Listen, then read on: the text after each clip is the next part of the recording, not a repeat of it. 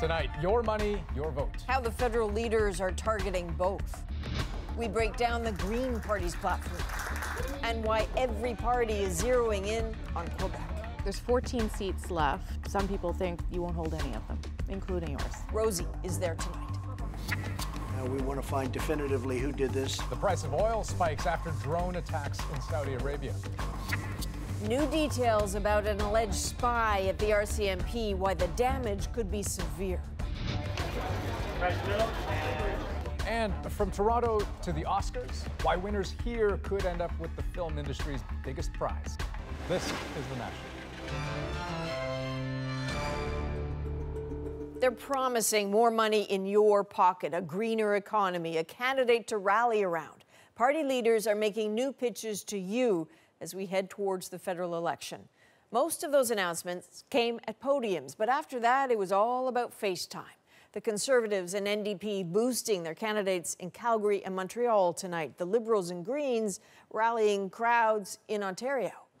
And Rosie, where the leaders are, is obviously pretty telling in this campaign. It sure is, Adrian, and it's especially true for the NDP tonight. Jagmeet Singh is in Quebec again, where the party is in a fight for every single seat it holds here. And I'm here too, as you can tell, in Trois-Rivières, along the banks of the St. Lawrence River, just northeast of Montreal. This is one of the 14 seats the NDP held when Parliament dissolved, and like the rest of them, it is not safe. Here's a snapshot of where the party leaders were today.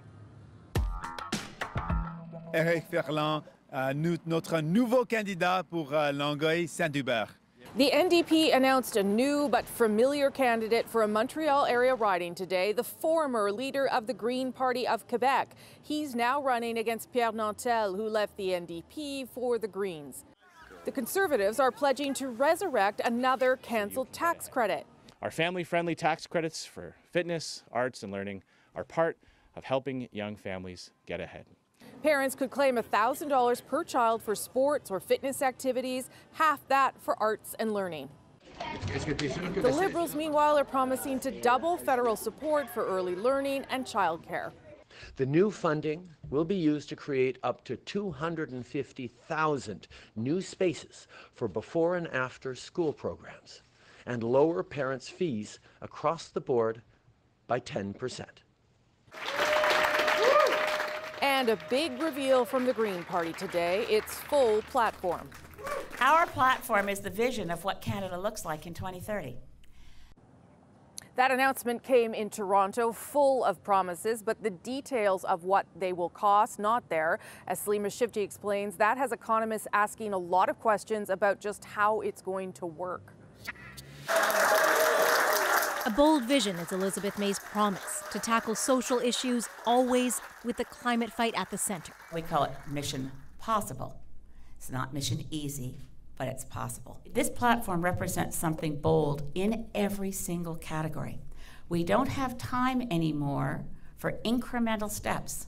A platform which doubles Canada's current goal to reduce greenhouse gas emissions, targets Canada's already short of meeting.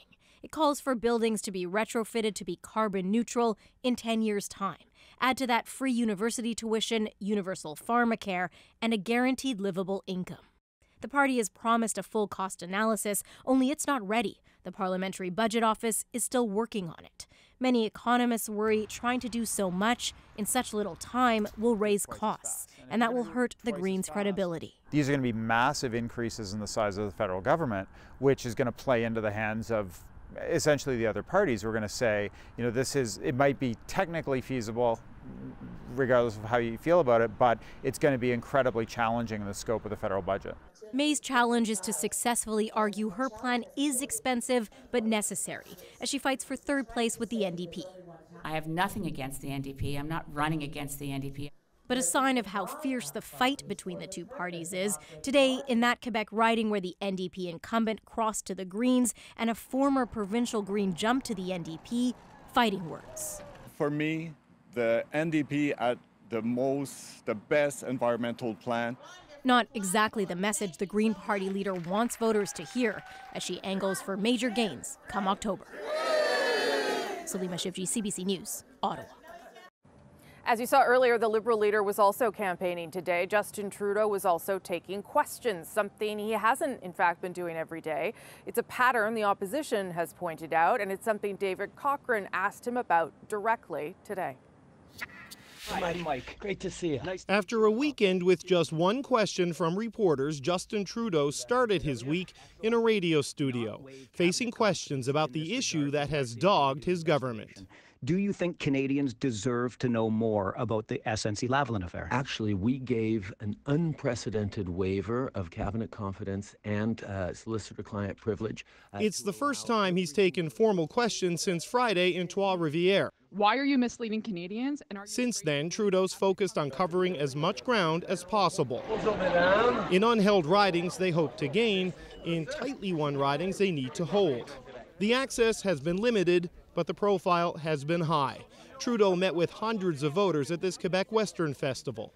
He shared a stage with tennis star Bianca Andreescu. So I have my girlfriend Faith. All of this while Liberal research teams drop awkward videos about Conservative candidates to derail Andrew Scheer.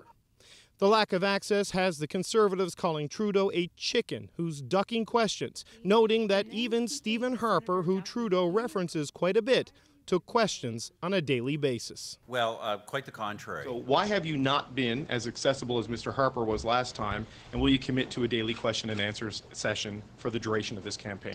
I'm happy to be taking questions today. I'm happy to be getting out across the country to talk with Canadians. So moving forward, will we do this daily? I'm looking forward to taking questions from you on a regular basis. So on a regular basis, but not a daily one. It all creates the impression of a front-runner campaign designed to minimize risk. But if there is a price to pay for being seen as inaccessible, the Liberals seem content to pay it. David Cochrane, CBC News, Windsor, Ontario. Maxime Bernier, leader of the People's Party of Canada, will get more time to talk directly to Canadians. The Leaders' Debates Commission has changed its mind and is inviting him to next month's televised debates. Former Governor General David Johnston, who leads the commission, wrote to Bernier saying, quote, "You have satisfied me that you intend to field candidates in 90% of ridings, and based on recent political contacts, public opinion polls, and previous general election results, I consider that more than one candidate of your party has a legitimate chance to be elected. And that satisfies the debate requirements." Bernier says it is the right decision. Canadians will be able to look at all the options. And I can tell you that the People's Party is a real national party with serious reforms that needs to be done for a freer and a more prosperous country. The NDP and Conservatives are criticizing the decision. The two debates will be hosted by a partnership of media organizations, including the CBC, and disclosure here, I am one of the moderators. All right, so Canadians will get to hear the case from Canada's political parties, but Adrian, there are some concerns tonight about foreign voices looking to be heard during this election as well. Yeah, absolutely, Rosie. That's because Canada's intelligence agency is watching this upcoming election very carefully. CBC News has learned that a special unit is tracking foreign influence from India and China in particular. This isn't just about cyber attacks or social media campaigns. Sources tell us attempts to influence elections and policy are happening offline too. Ashley Burke now with a CBC News exclusive. Riding nomination contests are capturing the attention of communities and also the attention of Canada's security agencies. Multiple government and intelligence sources tell CBC News there are heightened concerns about India and China this election. Fears they're trying to influence diaspora communities to support candidates with a friendlier view of their country of origin's government. Sometimes they're seeking influence. They would like to affect Canadian policies. Sources say the operatives are Chinese and Indian intelligence officials, undercover at embassies and consulates across Canada, especially in the Toronto area and the lower mainland of BC, areas with large communities of Chinese and Indo-Canadians. It's old school. I mean, it's not the new school of the Russians using the internet to interfere in the U.S. elections by moving public opinion in this way or that direction. I find the accusations motivated, ludicrous and surprising. India's former High Commissioner to Canada blames tensions between India and Canada for his country landing on this watch list. I'm afraid the Canadian agencies are bashful about naming China alone and want to balance it by naming India. For China, the stakes are high. Canada has arrested top Huawei executive Meng Wanzhou, and Beijing is looking for international support for a stronger stance against protests in Hong Kong. Probably they're trying to find people who have a pro-China political perspective, but also on the economic front, looking for politicians who may be interested in fostering closer economic ties, whether or not that's in the interest of Canadians. CBC News has learned that the Integrated Intelligence Unit is now producing regular reports about foreign actors in Canada. Other active countries include Pakistan, Venezuela, Saudi Arabia, and Iran. In a statement, CISA says that it investigates and responds to all threats of foreign interference. Ashley Burke, CBC News, Ottawa. Intelligence officials here and among Canada's allies have more to worry about tonight. The same unsettling question: what did Cameron Ortis know? The senior RCMP director was charged last week with violating Canada's secrecy laws. Evan Dyer has seen part of the government's own preliminary damage assessment, and if the allegations against Ortis are true, in a word, it could be devastating. Canada's digital spy agency has assessed the damage done by Cameron Ortis, and it's severe. A preliminary assessment seen by CBC News says the damage caused by the release of these reports in intelligence is high and potentially devastating, and that it would cause grave injury to Canada's national interests. The secrets Ortis handled were not only Canadian, and the fallout is not limited to Canada. Countermeasures could be extremely costly to Canada and its allies in terms of lost sources of intelligence, as well as a negative impact on Canada's relations with those allied partners. Partly you're sending a message internally into allies, we're taking this seriously, we think this is a really serious case. But they also have to send a message in a way to the courts. The documents also reveal that investigators entered Ortis's home covertly on August 26th. There they found handwritten notes that suggested Ortis had been researching techniques to strip documents of hidden data that might show where a file came from. The report says investigators later found files that had been scrubbed using those techniques, some as recently as a week ago. So that means really the government at that stage to get a court-authorized warrant to search or to do a covert entry would have had to have a substantial body of pretty convincing information. Ortis is due back in court on Friday. Evan Dyer, CBC News, Ottawa. And the RCMP, for its part, is promising an update on Ortis's arrest tomorrow. Okay, let's turn now to the U.S., where President Donald Trump has gone from locked and loaded to wait and see after this weekend's drone attack on a Saudi oil facility. He says he's waiting for proof that Iran was, in fact, behind the attack. Now, that attack pushed up the price of oil by more than $8 to $62.90 a barrel. And at least one analyst is predicting that could make our gas cost 5 to 12 cents more per liter gradually over the coming weeks. Paul Hunter has more on the looming threat of war and what Trump has to say about it.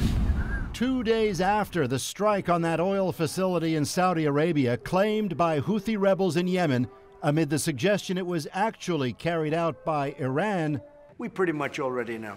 Today, Donald Trump was asked if indeed the U.S. believes it was Iran. He wasn't explicit, but it's certainly looking that way at this moment, and we'll let you know. As soon as we find out definitively, we'll let you know, but it does look that way. With Iran denying involvement, satellite imagery released by the U.S. yesterday is said to suggest the attacks could not have come from Yemen. But the U.S. has yet to put forward any evidence it was Iranian. All of it in the continued fallout over the U.S. withdrawal from the Iran nuclear deal, the tough U.S. sanctions now reimposed. There's that string of ships attacked in the Persian Gulf, with the U.S. blaming Iran, and that U.S. drone shot down by Iran. Put it all together, and the other question for Trump: is there suddenly the possibility of war?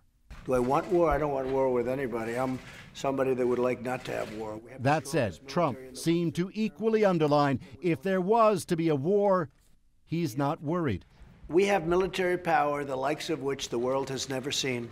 I'm not concerned at all. All of this the day after Trump tweeted that on the matter of the attack on Saudi Arabia, that the U.S. was locked and loaded, a phrase downplayed today by the White House, even as tensions ratcheted regardless. Paul Hunter, CBC News, Washington.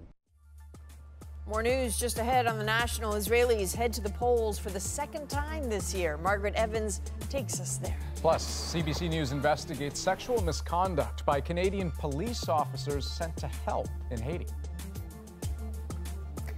And next, will gold medalist Kaillie Humphries be allowed to compete for the U.S.? The latest on her court saga, one of the developing stories we're following tonight. Back in 2 minutes.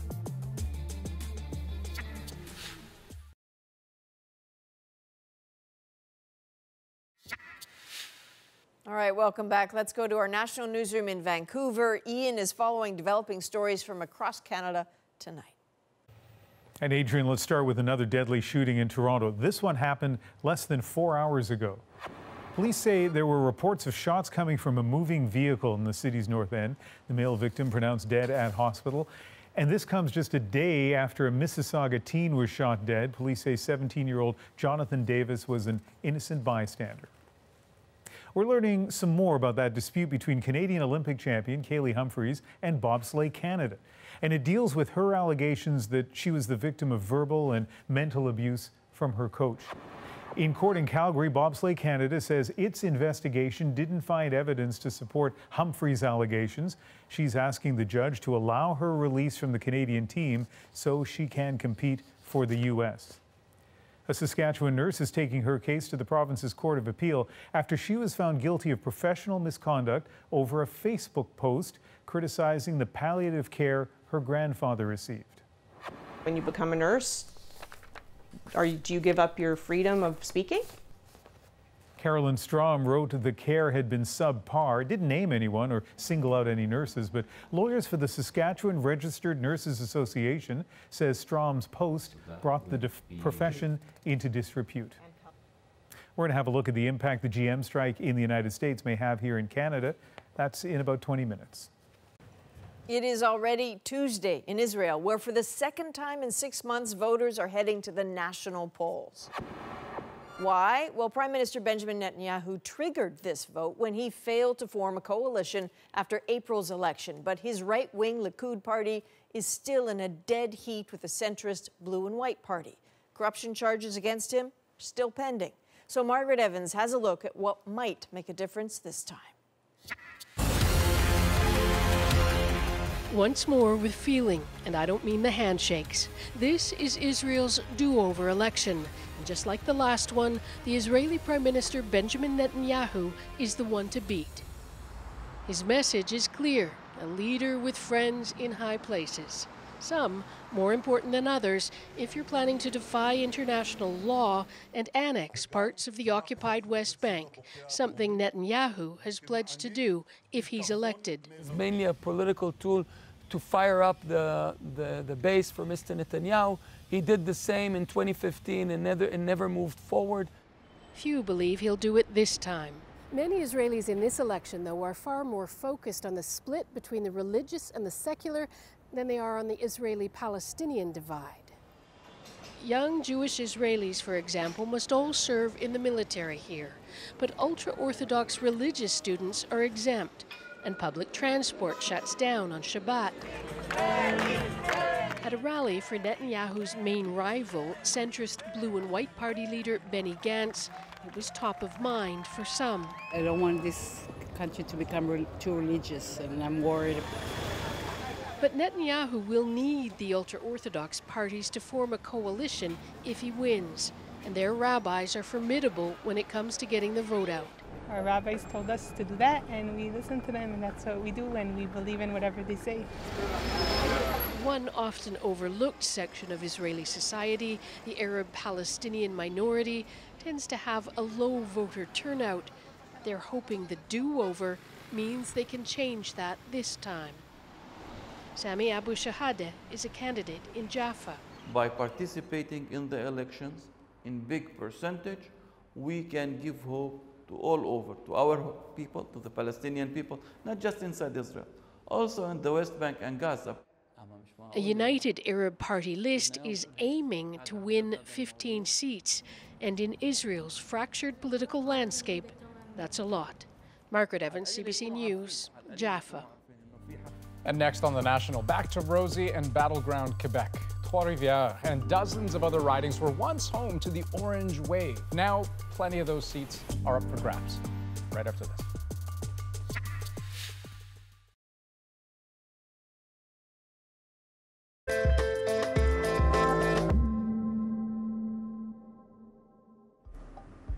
Welcome back to Trois-Rivières, Quebec. It's a city of about 114,000 people on the north side of the St. Lawrence River, just over an hour from Montreal. This is a key swing riding in battleground Quebec, held right now by the NDP, but the Liberals and Conservatives have their eyes on it too.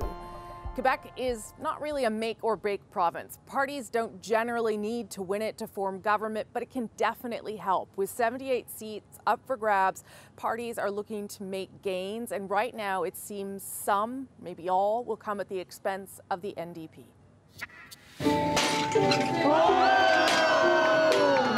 Jagmeet Singh is trying hard to prove to Quebecers his party has something the others can simply not offer. We're very confident this combination of recognizing social injustice, environmental justice, the importance and unique identity of Quebec and defending it.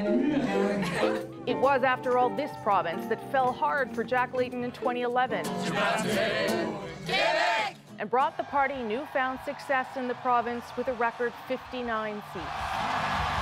Importantly, the people of Quebec have sent a large New Democrat team to Ottawa. But time has shown that victory was a one-off, and the circumstances around it likely impossible to recreate. The orange wave is now a distant memory, and the NDP is simply trying to hold on to the 14 seats it has in the province. Public opinion polls suggest Quebec is now a three-way race, and the NDP is not a part of it, leaving Singh fighting to keep seats the party has held for 2 election cycles. The Bloc Québécois, with yet another leader at the helm, is hoping to win back seats it lost to the NDP and at least return to official party status with 12 seats. Part of the Bloc's success will likely come because of Quebec's secularism bill, which bans civil servants from wearing religious symbols. Nous avons choisi, nous, par un écrasant consensus, la laïcité de l'État. Ça, c'est notre droit. It's an easy play for the Bloc to defend a bill that is hugely popular in the province and lets the Bloc play its traditional role of defender of Quebec's interests. I don't think in a free society we should be legitimizing or permitting discrimination against anyone. It's that same legislation that will complicate things for everyone else. Justin Trudeau has now left the window open to contest the bill in the future, though he says he won't get involved for now. We are weighing whether to intervene. At this point, we do not think that it would be productive. This, in spite of the Quebec Premier's demand all the federal parties stay out of it entirely. It's a decision regarding Quebecers, so I think it's not a matter of the federal government. So while the Liberals are hitting ridings they hope to pluck from the NDP, the Conservatives are doing the same. Both leaders have already stopped in Trois-Rivières, where they both have well-known candidates and are hoping to knock off the New Democrat. We are going to win seats all over Quebec. We are going to surprise people. The Conservative Party has had some success in and around Quebec City, but is hoping to broaden its appeal.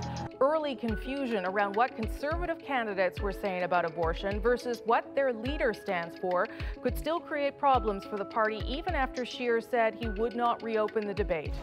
Quebec is always a battleground for every party. Wow, merci beaucoup tout le monde. But this election may be more about the weakness of one party and how that vote gets split up. One of the NDP's success stories in the last few years has been Ruth Ellen Bousseau. She's running for re-election in the riding of Berthier-Masquinongé, just next door to where I am tonight. We met up earlier to talk about her unlikely political past and what the future might bring. Il y a une annonce importante pour le Québec. Pour le Québec. Ruth Ellen Bousseau is looking for a third mandate as Member of Parliament, but actually she was never supposed to win. Avant que tu mettes le gars, ça va bien? Oui, ça va bien. Nominated as a paper candidate in 2011, Bousseau was meant to fill a slot for the NDP. She didn't campaign, she didn't live in or know the riding, and she took a holiday to Las Vegas in the midst of the election.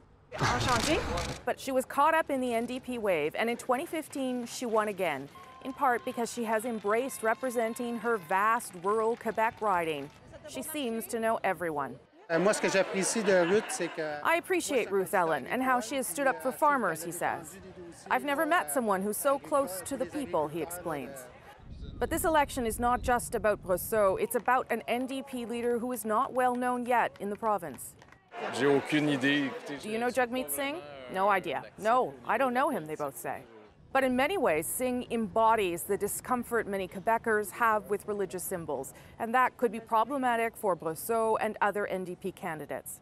C'est le chef du NPD. I won't vote for him, he says, not because I'm racist, but because I have trouble with religious symbols and think it's almost like propaganda. Ruth Ellen Brosseau has faced many challenges in her short political career, and she's facing them head-on this time, too. We caught up with her in Saint-Élie-de-Caxton in her riding earlier today. Times have changed for you, right? They have. Yeah. A lot has gone by since 2011. 2011. Yeah, it's already been 8 years. Yeah, that's crazy. You've been through 3 leaders, really, which is hard, I think, for anyone, right? It is hard. Yeah. You know, I remember being elected in 2011 in May, and then we lost Jack mid-August, and I remember everybody was saying, "Oh, you know, the NDP's dead. All these new rookie MPs, it's not going to go down very well." But I think we were able to all prove them wrong. In 2015, we didn't do as well as we would have liked to do. So people were disappointed, and you know, we lost Tom. There was a vote of confidence, and now we have Jagmeet. And you know, in politics, it takes time to get known. There's this expression in French: "Parlez-en bien, parlez-en mal, mais parlez-en." So just talk, even if it goes well. I don't know how to translate it. It's good if you're being talked about. Exactly, that type of thing. He understands that Bill 21, the secularism law, is present here. It's popular here. Yes. People that we were talking to yesterday, most of them in favor of it. How do you think it changes things for you to have a leader who embodies the things that Quebecers have said we're not comfortable with? Yeah, well, the Bill 21 is adopted, right? Yeah. It was tabled in the legislature, it was debated, it was adopted, and Jagmeet has been clear, you know, he doesn't like the bill, but we're not going to contest it because we respect the provinces. It was voted by the National Assembly. We're not going to put any money behind it, we're not going to organize. We're respecting Quebec, and like you said, a lot of my constituents do support the bill. There's 14 seats left. Some people think you won't hold any of them, including yours. We're going to prove them wrong. And I but know you must feel the weight of that, though. It's different. It's different. Every election is different. You know, this isn't your first rodeo. Right. This isn't your first election, and anything could change. In 2015, nobody would have thought the Liberals are going to take the power, right? Yeah. And I think in 2015, people voted yes, NDP, but they voted mainly for Ruth Ellen. What are the things that people are talking about? You know, when the rest of the country are hearing things about affordability, all that kind of stuff. What are the things that people are worried about? We hear a lot about internet. Here in my riding, there's so many spots that you don't have internet, or you don't have cell phone coverage. So those are big issues, and obviously because it's a rural riding, agriculture. Family farms, standing up for family farms. With a lot of the trade agreements, yes, it's hurt dairy farmers, chicken farmers, but it's hurt a lot of the other farmers too. 8 years ago, I mean, you could never have imagined this would be you. I mean, even 4 years ago, you probably couldn't have imagined this, that you'd be where you are. It's been an amazing experience. I've been able to hold many hats and responsibilities, and I think I've grown, and you know, every day we're still learning. So it's been an amazing experience, and so if this were to be the end of it, I will be very proud. I wasn't supposed to win, right? I wasn't supposed to win. So I'm very proud of the work that I've been able to do and the relationships that I've been able to build in my constituency and across Canada. And I hope this isn't the end. And I'm staying here. So hopefully I'll be re-elected. If not, I'm still going to be in my community. I've fallen in love with this area. It's beautiful. And, you know, maybe I'll have more time to help out on the farm. Good luck. Thank you so much for making the time. Thank you. All summer long, up to and including today, the NDP has been jockeying with the Green Party for 4th place in the polls in this province. Today, tiny victory, a small one. They are in 4th, though just barely, up 0.2 percentage points. The polls still suggest the Liberals will lead here in this province, with the Conservatives 2nd and the Bloc Québécois in 3rd. And the Bloc is hoping to be a big contender in this election in a way it hasn't been for some time and pick up some crucial seats. Alison Northcott takes a look at whether voters are willing to be wooed back to that party. Le Québec, c'est nous. Quebec is us is the slogan Bloc Québécois leader Yves-François Blanchet is using to bring Quebecers back to his party. The Bloc has been through, we must admit, a pretty important crisis. However, we are the only party of which every MP is back. Everybody is candidate again because unity is back. With the NDP trailing in the polls, Blanchet sees an opportunity to make gains. Quebec is really crucial during this campaign, and the Bloc could really play this kind of role of a joker and could actually create problems for the Conservatives and especially for the Liberals, who are really after these NDP seats, which are all really vulnerable. To get an edge, he says the Bloc is playing off the popularity of Quebec Premier François Legault, vowing to defend provincial government decisions in Ottawa, including the controversial secularism law, Bill 21. Siding with the Premier and criticizing all the other federal leaders and saying we are the only ones who defend Quebec's position and Legault's position, then is a way to attract Francophone votes. It's like a vote magnet. Is Bill 21 going to be a ballot box issue? It will be, not because we want it to be, because it's something that should be decided by Quebec Parliament. If it happens that we do carry the voice of Quebecers better than everybody else, then people will have to make their choices. Blanchet says he wants to focus on the environment and the need for Quebec to distance itself from a country he says is too reliant on oil. Part of the challenge is convincing voters the Bloc is still relevant. It's a party of yesterday, and I'm more looking for tomorrow. But there are Bloc supporters who won't waver. On a toujours voté Bloc québécois. We've always voted Bloc Québécois, says Marc-André Roy. We're separatists. In this East End Montreal riding, Nicole Deschênes says secularism, culture and language are key issues for her. Qui va protéger les intérêts du Québec. And says Blanchet seems like a leader who will protect Quebec's interests. Ce que j'aime au Parti libéral. But Estelle Locroux says she's turned off by talk of religious symbols and what people wear. The Bloc went into this election with 10 seats. It needs to win at least 2 more to return to official party status at the House of Commons on Election Day. Alison Northcott, CBC News, Montreal. And that's it from Trois-Rivières tonight. I'll be back in the nation's capital tomorrow. Let's send it back to Adrian now in Toronto. All right, Rosie, next on The National, CBC News investigates sexual misconduct by Canadian peacekeepers. Were you guys confident that this incident actually took place? Yes. Yes, without a doubt. The unanswered questions, next.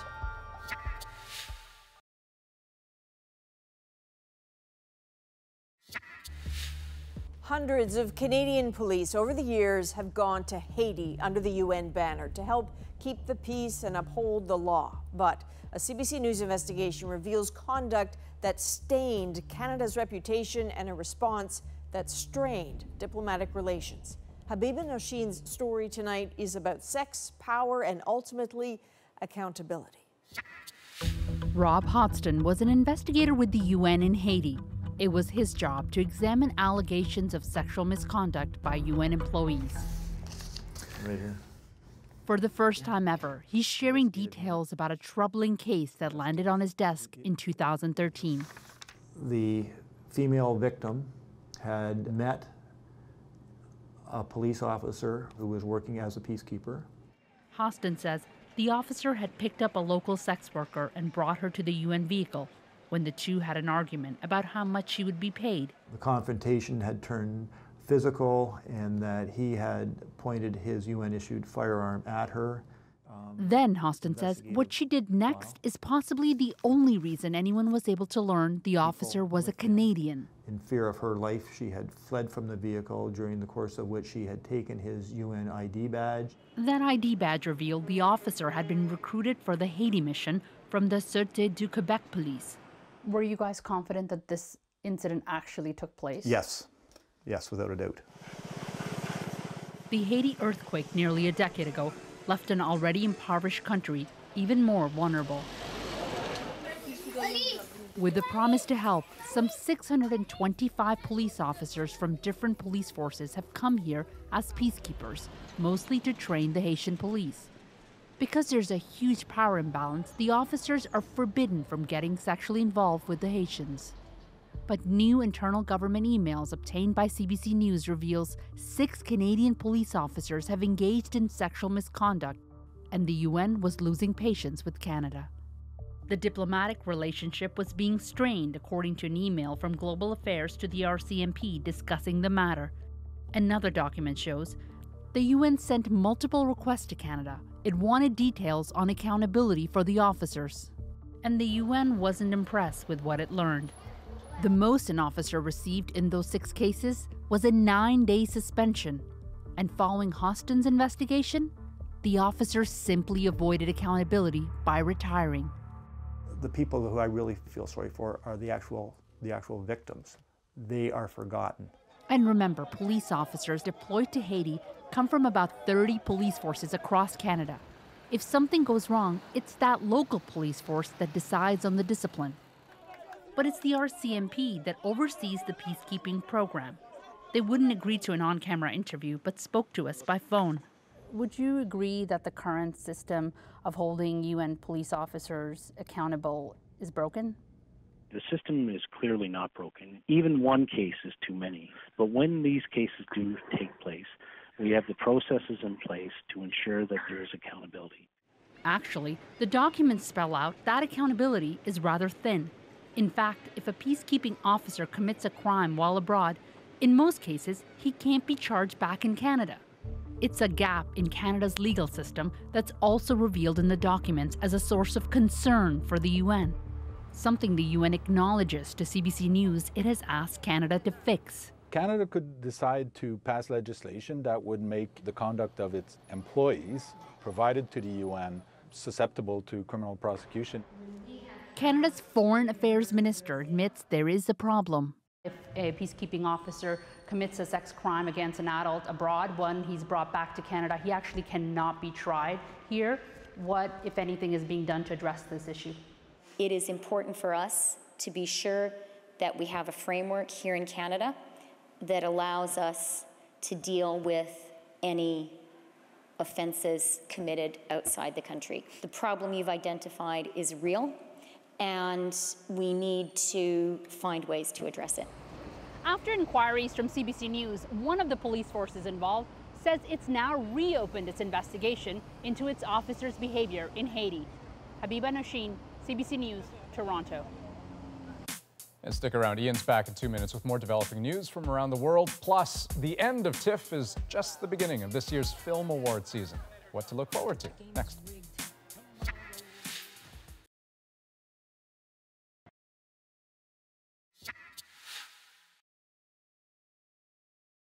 We're tracking a developing story just north of Calgary. About 90 minutes ago, the RCMP got reports of a shooting at the Cross Iron Mills Mall. Now, we're being told one man has been injured. The suspect's still at large. Calgary police told our colleagues in the Calgary newsroom that they've been evacuating the mall store by store. Police also say at this stage the attack appears to be targeted. You can keep up with this developing story on our website, cbcnews.ca. Nearly 50,000 General Motors workers in the United States went on strike today. The Canadian Union pointing out the U.S. strike could affect jobs in this country within days, given how parts move among plants. British Prime Minister Boris Johnson was in Luxembourg today, and you know what the topic was? Yes, there is a good chance of a deal. Yes, I can see the shape of it. Everybody can see roughly what could be done. But it will require movement. So don't make it like the European Union would be the bad guy, not accepting decisions that the UK proposes. EU officials criticized Johnson for failing to put forward any serious plans to allow a Brexit deal. And Canadian YouTube sensation Lily Singh is making history tonight on U.S. network television. Hi, my name is Lily Singh, and I've shot over 2,000 sketches, but today I'm so nervous. A lot of people will likely be watching A Little Late with Lily Singh. She's the only woman hosting one of the talk shows on a major network. And on tomorrow's National, we'll hear from the show's producer about how YouTube's stardom translates to late-night TV. Still ahead, our moment, a concerted effort to get Alan Doyle to play their wedding worked. Plus, the glitz and glamour of TIFF is over, but the impact of Toronto's Film Fest lives on. What it means for award season, next.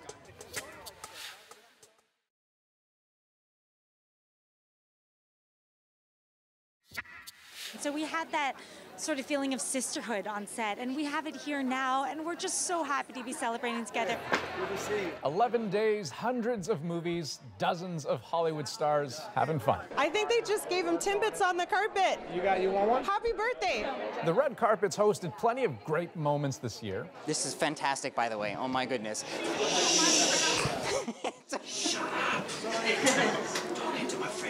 And as TIFF rolls up the red carpet, it sends a signal to the wider movie world. Here's what to watch this award season. TIFF is considered the unofficial start to the Oscars race. And so CBC News' Eli Glasner, who's been watching all the films, shows us how that race is shaping up. Okay, I know what you're thinking. The Oscars, Eli? September's barely begun. But between TIFF, the Venice International Film Festival, and more, the race has already begun, and some of the contenders might surprise you. Prepare yourself for an Oscar race between Jojo Rabbit, a Joker, and Jenny from the Block.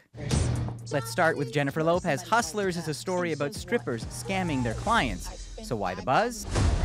Well, it's the best thing Lopez has done in years, and Under the Bump and Grind is a film about inequality. The story itself takes a real look at men and women and how we're treated so differently in this society and looked at so differently for the things that we choose to do or have to do for survival. Surviving in a time of economic anxiety is a big theme this year. No movie expresses it more vividly than Joker. Set in a battle between the rich and the poor, Joaquin Phoenix's performance is so potent, some say it's actually dangerous. Some are saying it turns Joker into a mascot for the incel movement, although whether he's a mascot or whether he is a cautionary tale, I think there is room for argument. If Joker's too intense, how about Jojo Rabbit? A comedy about a German boy and his imaginary friend, Adolf Hitler. I don't think I can do this. Was? Of course you can. While some critics are worried about presenting Hitler as a buffoon, Jojo director Taika Waititi brought up the classic Charlie Chaplin film. I'd say watch The Great Dictator. He says what makes Jojo timely is the rising tide of intolerance. Hitler. More than ever, it's vital that we keep telling these stories, reminding people of what happened. Toronto audiences agreed, selecting Jojo Rabbit as the People's Choice winner. This is incredible. I'm so honored. It's a huge honor and it's a massive deal for me. A big deal because when it comes to the Oscars, the People's Choice Prize tends to turn into Best Picture. So Jojo Rabbit could be one of the films shaking up the Oscar race. Eli Glasner, CBC News, Toronto. Next on the National, a welcome wedding crasher in our moment. After a concentrated campaign to get Alan Doyle to play their wedding, well, you'll see what happened next.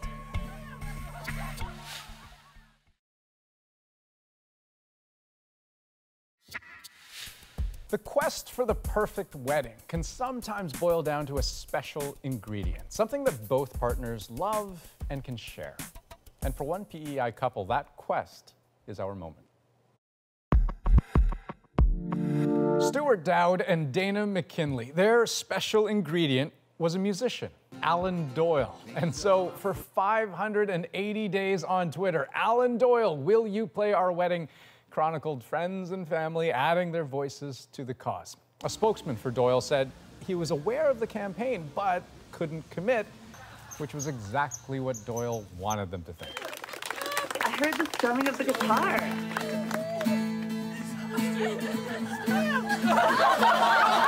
It turned my attention, and all of a sudden I looked over, and I just full on no chance. I was like, my eyes are fooling me. I cannot believe this.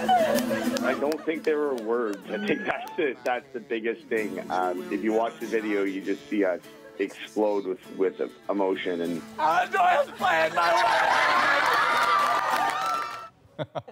So let me say a couple of things on behalf of Alan Doyle. I was lucky enough to meet him a few times, including one evening in St. John's, which is the perfect place to spend time with him.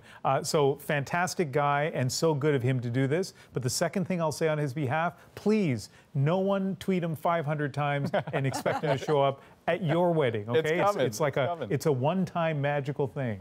One and done. It's super good guy. He was in Charlottetown for all of 3 hours apparently, and the couple offered to pay for his travel, and he said, no, this is on me. So here's the other thing that the couple told us, and maybe so this might be an unpopular opinion, but the couple says they want to take the guitar because it's been signed and they're going to put it on display. Yeah. I think that is maybe the worst possible use for that guitar. If you get a guitar like that, play it, please, every single day. And if you don't know how to play the guitar, learn. Okay, Judgy McJudgy. Yeah, I don't approve of those comments. Adrian and I would like to recuse ourselves from the rest of the moment. That's the National for this Monday, September 16th. Just some free advice. Good night. Good night. Good night.